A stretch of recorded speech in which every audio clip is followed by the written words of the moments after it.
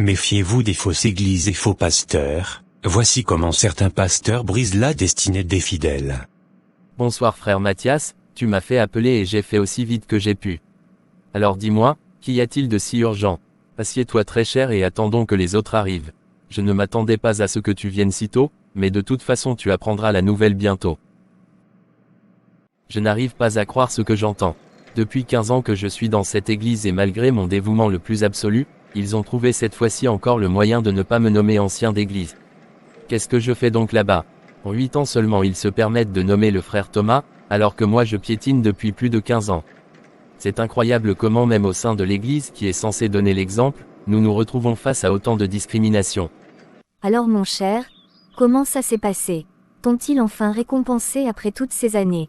Non, bien au contraire, ils m'ont humilié comme d'habitude et ont choisi encore cette fois un autre frère comme ancien d'église.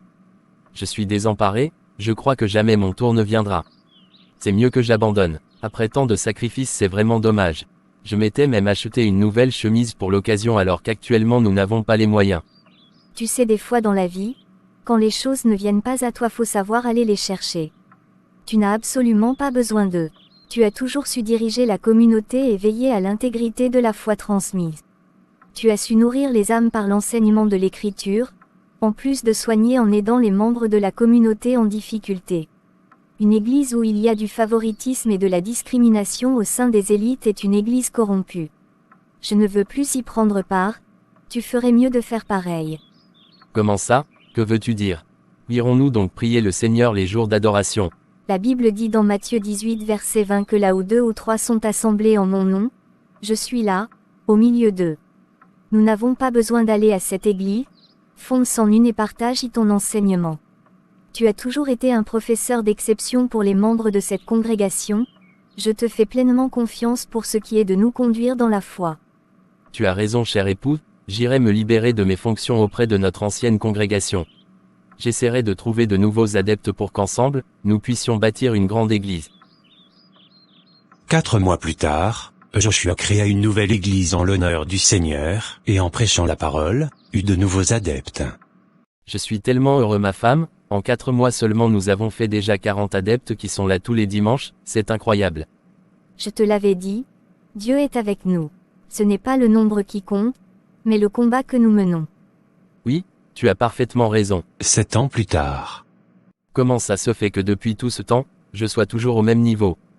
En 7 ans rien n'a changé, mon ministère n'avance pas. On dirait que je perds même des fidèles.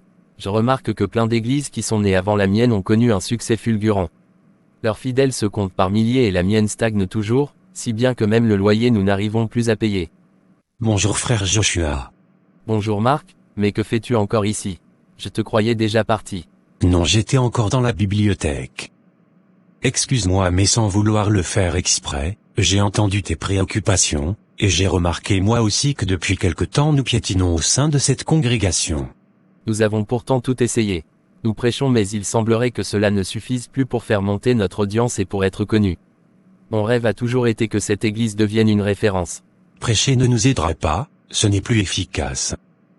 Je connais quelqu'un qui a ouvert une église il y a 12 ans et depuis plus d'une décennie cette église est prospère. Je pense qu'il acceptera de nous recevoir si tu le souhaites et nous donnera quelques secrets pour que ce ministère marche enfin comme il se doit. Es-tu sûr qu'il pourra nous aider? Oui, sûr et certain. Bravo Marc, encore une église que tu es en train d'essayer de pervertir. Je te donnerai encore plus de pouvoir si tu réussis à nous ramener celui-ci aussi. Je ne le croyais pas aussi facile, mais faut croire que tu sais te montrer très persuasif. Il y a longtemps qu'il nous mène la vie dure avec ses prières et prédications, mais bientôt il fera partie des nôtres. Une semaine plus tard. Bonjour mon superintendant général, je suis Marc et j'ai eu l'occasion d'assister à plusieurs de vos croisades le dimanche, et je puis assurer que le travail que vous faites est incroyable. Je suis venu avec le frère Joshua, qui rencontre une grosse crise depuis bientôt plusieurs années au sein de sa congrégation. Nous sommes venus ici dans l'espoir de trouver une solution efficace, et je le laisse vous expliquer. D'accord, je vois. Alors Joshua, dis-moi ce qui t'emmène et ce que tu attends de moi. Bonjour superintendant, je m'appelle Joshua et je suis le fondateur du ministère Richesse et Prospérité dans le Seigneur. J'aimerais que vous me donniez des conseils sur la manière dont je devrais travailler de telle sorte que je puisse développer mon église. Ma congrégation les jours d'affluence atteint les 200 personnes le dimanche et en semaine à peine 50.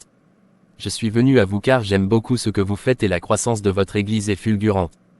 Oui, en effet, le dimanche au sein de ma congrégation nous pouvons atteindre jusqu'à 11 000 personnes et 5 000 en semaine. Je gagne beaucoup d'argent et je conduis de nombreuses jeeps. Que veux-tu? Le Dieu que je sers n'est pas un Dieu de pauvreté, il est un Dieu d'abondance et de prospérité. Je te promets néanmoins de régler ton problème. Tu pourras avoir des pouvoirs et beaucoup d'argent. Les gens aiment les miracles et les prophéties, si tu n'es pas en mesure de le leur donner, jamais tu ne pourras avoir beaucoup d'adeptes, tu continueras à faire du surplace jusqu'à ce que tu fermes.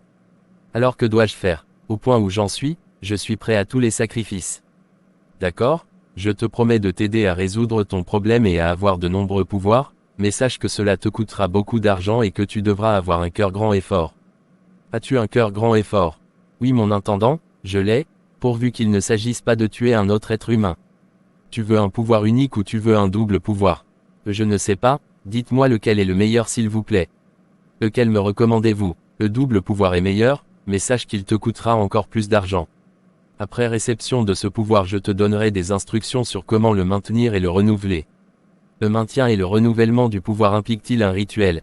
Non, tout ce que le maintien et le renouvellement impliquent sont des choses normales que tu fais déjà, n'aie pas peur, ce n'est absolument pas difficile. Tu devras aller chercher 500 000 francs CFA et revenir me voir. Tu devras ensuite être prêt car nous effectuerons un voyage de 3 jours. Tu en sauras plus le moment venu.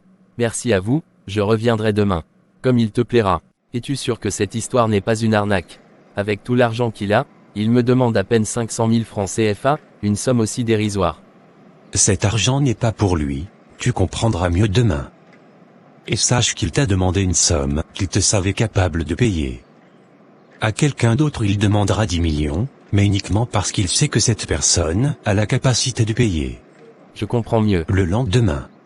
Bonjour honorable, je vous ai ramené l'enveloppe d'argent comme convenu. D'accord?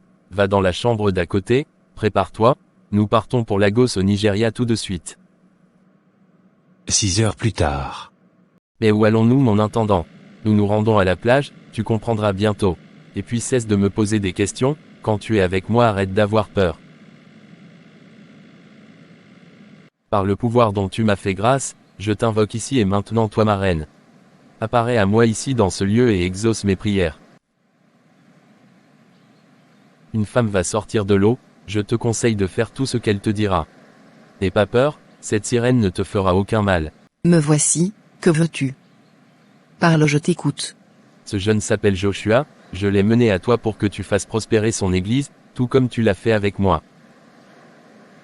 Tout d'abord, je te demande de coucher avec moi, car ce n'est que de cette manière que sera signée notre alliance. Je te remplis de ma puissance, tu verras la différence lors de ta prochaine messe. 10 000 tomberont à ta gauche, et 20 000 à ta droite. Tu as ma parole de déesse. Tant que tu respecteras mes consignes, tout te sera donné avant même que tu ne demandes. Je t'ai remis cette croix d'or pour te féliciter. Tu nous rapportes de nouveaux adeptes et agrandis la communauté. Tu seras récompensé comme il se doit le moment venu. Ça y est, elle est partie. Il est temps de retourner à la maison des invités de l'église. Je connais quelqu'un qui y fait une veillée nocturne, cela nous donnera l'occasion de tester tes nouveaux pouvoirs. Je vous demande d'accueillir le frère Joshua, qui dirigera la prédication de ce jour. Je vous préviens, son corps est oint du Saint-Esprit, sa prédication sera phénoménale. Jamais je n'aurais pu imaginer que le pouvoir de cette sirène se manifesterait aussi rapidement. Alors, es-tu compte de la façon dont ce pouvoir s'est manifesté? Es-tu satisfait? Oui, je suis très satisfait. Hâte de rentrer au pays. De retour dans son pays. Je suis très content de la manière dont tu es resté diriger la congrégation. C'est à peine si les fidèles ont remarqué mon absence. C'est déjà l'heure de rentrer et comme d'habitude tu es le dernier à partir. Je t'en prie très cher, ça a été un plaisir. Alors, raconte-moi. Comment ça s'est passé au Nigeria? C'était incroyable, peu après mon rituel d'initiation, j'ai été invité à diriger la messe et la prière ce soir-là et tandis que je priais et levais la main gauche, plusieurs personnes entraient en transe et tombaient et lorsque je levais la main droite, le même phénomène se produisait du côté droit de cette salle. Jamais je n'aurais cru cela possible si je ne l'avais pas expérimenté moi-même. Ce n'est que le début, je te l'ai dit. Le superintendant y a eu recours lui aussi et regarde à quel niveau il est. D'ici 1 an ou 2, tu seras à peu près comme lui. J'espère que ça sera le plus tôt possible et que je n'aurai pas à attendre trop longtemps. Mon Église a vécu dans l'ombre tant d'années, il n'est absolument plus question que cela dure longtemps encore. Je suis bien d'accord. J'ai été vraiment choqué de voir que là-bas également, se trouvaient plusieurs pasteurs qui comme moi, cherchaient la notoriété. Il y avait plusieurs sirènes également, chacune venait à son tour et chaque pasteur avait une sirène qui lui était assignée. Attention mon frère, je ne suis pas censé connaître de telles choses. Tu devrais les garder pour toi car si cela venait à se savoir tu perdrais tout. Tu as bien raison très cher. De retour chez lui. Je suis tellement fatigué, je vais dormir un peu. Bonsoir Joshua, je suis venu en personne pour te transmettre mon message. Si tu souhaites maintenir ton pouvoir, tu devras avoir des rapports sexuels une fois par mois avec une vierge.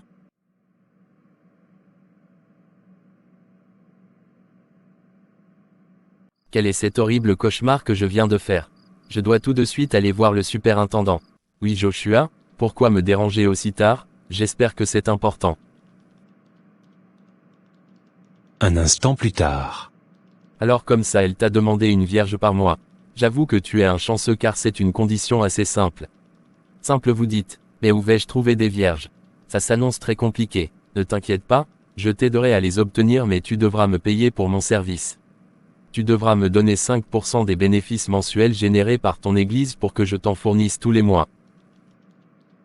Viens me voir demain, je te donnerai la première vierge et tu verras la manifestation de ton pouvoir final. Le lendemain, après l'acte. Mon père? Mais qu'est-ce que je fais ici? Je crois que je me suis endormi. Je me suis retrouvé dans la chambre des invités et je n'arrive plus à me souvenir de rien. Je ne me sens d'ailleurs pas très bien. J'ai très froid et malgré mon court repos j'ai toujours l'impression d'être épuisé.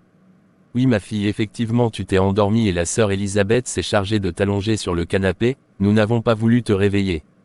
Ça ne nous dérange pas ne t'inquiète pas. Ta fatigue n'est que passagère, tu te sentiras mieux très bientôt. Quel manque de pudeur. Merci mon père, cela ne se reproduira plus. En tant que chrétiens nous devons nous montrer vigilants car l'ennemi rôde. Effectivement. Je me sens mal, pourquoi l'avoir droguée pour que je profite d'elle? Parce que tu crois qu'elle t'aurait offert sa virginité sur un plateau.